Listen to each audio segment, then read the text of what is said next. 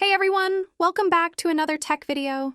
In this video, I'm going to show you how you can fix the problem where your App Store is not downloading apps on your iPhone or iPad.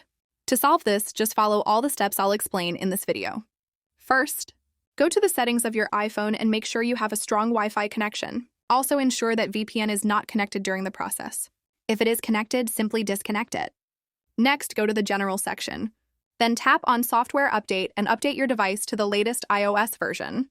After that, go back to iPhone storage. Scroll down and try to find the App Store. If you don't find it there, that's normal because it's a built-in system app and usually doesn't appear in the storage list. Now open the App Store itself. Tap on your profile icon at the top right and make sure you are signed in with your Apple ID account properly. If your Apple ID has any issues, you need to verify it.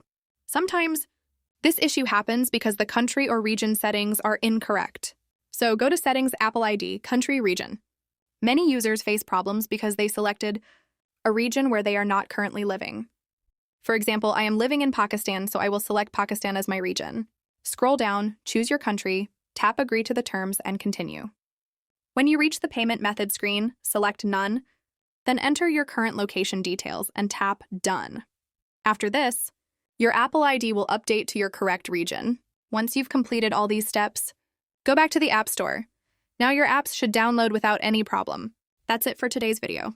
Make sure to like this video and subscribe to the channel for more tech-related tips and fixes.